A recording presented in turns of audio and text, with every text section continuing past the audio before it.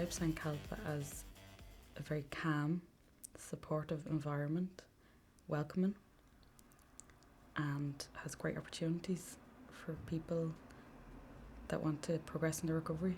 I work with clients and support them in whatever changes they'd like to implement in their life, and not overloading them with too much information of what we do. I support Brian and Lisa with both the CE and Turning Point, and also I get to go up to Voyages on Monday and do some mental health workshops as well. I'm Gillian and I'm a volunteer in St Calpa since October. I finished college last year and I wanted to gain experience. My name's Sean Curran and I am the outreach worker here in St Calpa. It's like a dream job for me, you know. St Calpa gives me somewhere that I can bring people. There's such an ethos of health and healing here, and there's a programme of action that absolutely suits what I'm trying to do, myself and things. My name is Kata. Started in last October. Communication is the most challenging thing for me, but the real challenge is to understand the real situation, to understand the real process of addiction. Turning Point is a new stabilisation service for the Finglas Cabaret area. It's a 4-month programme using community reinforcement approach. A CRA group happens Monday morning, and then we do an art session. Very recently we did the Faces of Recovery. It was a really good art project, making masks, and the participants really, really enjoyed that. And art is a great medium to ground people and to have people very present in this very moment.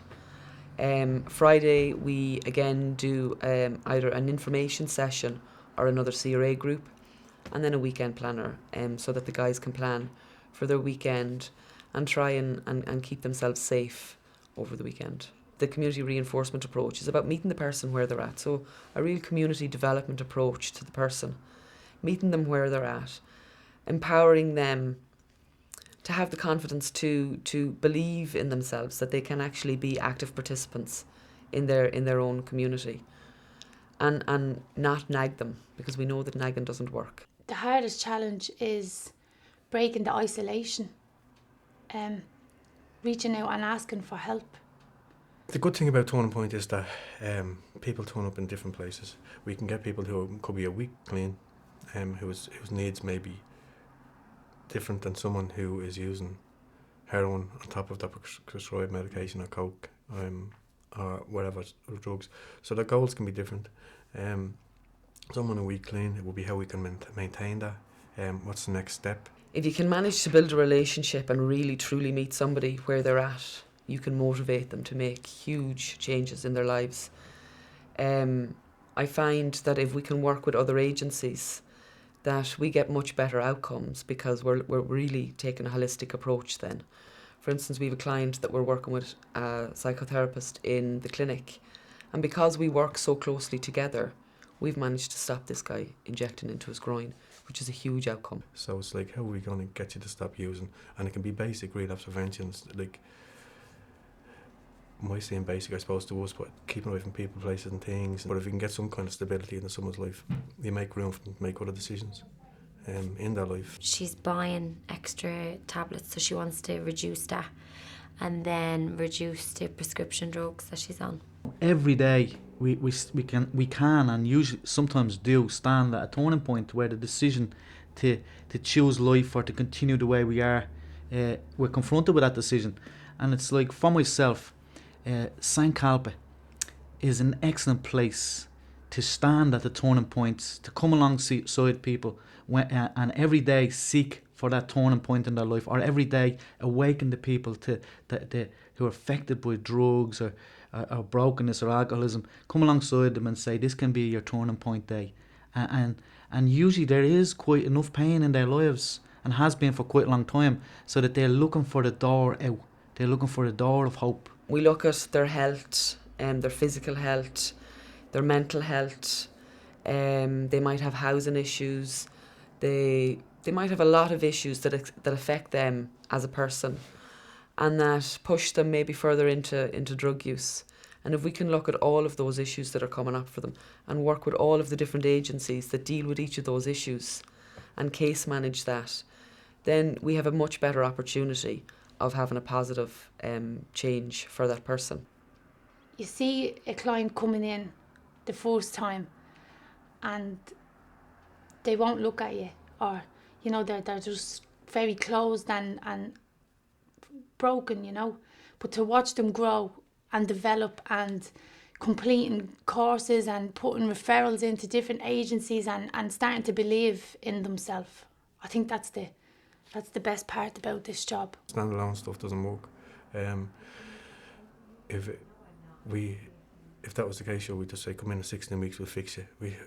Things don't work like that. Like, I think it would be better if you would talk more about your problems, because there are problems. There are always problems. Everybody has problems. You have to learn to talk about this. And that's what I think, that deep inside, in lots of problems, that's why there are lots of social problems, suicide and everything, because there are coping mechanisms. What you have to use, you have to learn. And this example with addiction is the best example how it can turn out badly if you don't use them. Turning Point and St. Calpa in general have made a bridge. There's a bridge of openness and welcome and even fellowship with the solution that we find in St. Calpa. I found in St. Calpa, you know. There's a culture where we can transplant one from the other, back and forward. Peter McFerry Trust, Focus Ireland have done really good interagency work with us, and Michael in Wellmount Clinic. The Tolka River project, we have new links now with CASA, the Hartstown Huntstown CDT, we're going over to FAST now next week. I'm looking forward to that because I've never been. High Park, Coolmine, Camino Network, residential treatment. But it's fitting the right person to the right service. And that can be a challenge. It's not just ticking boxes. It's knowing that where you're referring someone on is right, and you have people who are capable, and that this is the right move for this person. Regardless of whether they're ready for Turning Point or Connect or whatever it happens to be, they're ready for something, and there is a service that can bring them back onto the continuum and start moving them forward. To get someone to where you'd like them to get. So it's standing back from that and not letting that get in the way, and allow the person to make their own choices. You saw in the office I have a little snail there, just to remind me that things go very, very slow sometimes with some people. That they can come in and they can vocalise that I'm struggling, and that they can be honest, and that this is a safe space for them to be honest, and nobody is going to judge them for their honesty. For the vast majority of people, it's just about stabilising on their prescription medications, maybe making some improvements to their diet, and definitely hugely their confidence and self-esteem, so that we can get them into the next project or the next stabilisation programme or the next step on that continuum that's going to keep moving them forward. Connect to the Workplace is what we call now our CE scheme. The objective of Connect to the Workplace is in the name itself, Connect to the Workplace. So it was the original idea of community employment, and also the original idea of the special community employment schemes working in the drug sector was to help drug users move towards work and employment. My name is Teresa Clinch. I'm the acting CE supervisor in St. Calpa. I'm working on the Connect to the Workplace programme. Connect to the Workplace is a work placement programme where participants that become drug free will be connected to work placements in the community as a progression route for the recovery. So far we had referrals from Merchants Quay Aftercare, McFerry's Trust, and then from Outreach Work. Basically it's just research and calling around placements to see if they'd be interested in offering work placements to the participants. People are really interested. Some places are just finding it hard because they don't have a lot of work on, but they are going to keep us in mind and they would like to offer placements in the future. But there's also placements that are ready to go now, so they have work available now. 2 participants working up in Dogs Trust. They're up there now about 3 months. And then there's another participant in the Equestrian Centre in Swords. and there's another participant that's hopefully starting in New Start as kind of maintenance work. The Equestrian Centre was just, I seen it on the internet when I was just doing research. I just rang them up, and they've offered placements before, so they're really open to it.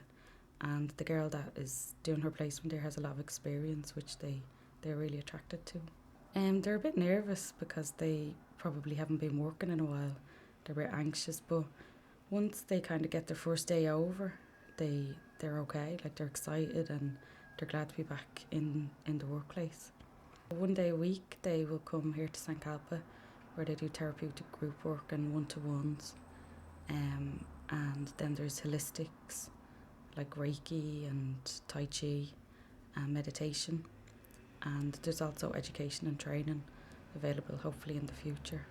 Hopefully when people go into their work placements, it will help build their confidence in working with other people, and get a sense of a working environment, and get more experience and build up their skills. I think it will help them stay on a path of recovery. It gives them something to focus on, structure in their life. Biggest challenge is securing the placements, and also kind of letting people know, other services know about the programme, and building relationships with them so they believe in the programme and kind of making it work. Interagency is very important. We've done a lot of agency visits so far. For example, we've been to Talca River Project, we've been to Kilmine, Peter McVerry's, and yeah, so it's very important so that people know about the programme and they have somewhere to refer their participants onto too. Yeah, I think Connect to the Workplace will help in taking the stigma away from people who've been on drugs, because a lot of the people coming from treatment that are drug free have a lot of skills and they've worked before, and they can bring that to the workplace, and when employers see that, then it would probably change their mind on the way they're thinking of people that have been on drugs. The most fun part is going to the placements, seeing the participants starting on their first day. It's exciting to see even though they're nervous, like, they're excited as well. So once they get in there and they're talking to everybody and they're meeting people in there, and then also after a few weeks of them being in the placement here and how they're getting on and they're enjoying it. So that's the exciting part. If somebody wants to refer somebody to Connect to the Workplace, they can basically just give us a phone call and we can set up an assessment, or else they can fill in a referral form and send that in to us and we can set up an assessment. It's pretty simple enough, yeah. For an employer to offer a placement, they can just also call us up and let us know that they're interested in offering work placements, and we can go out and meet them and maybe go through what kind of work that they'd like to offer and go from there, yeah.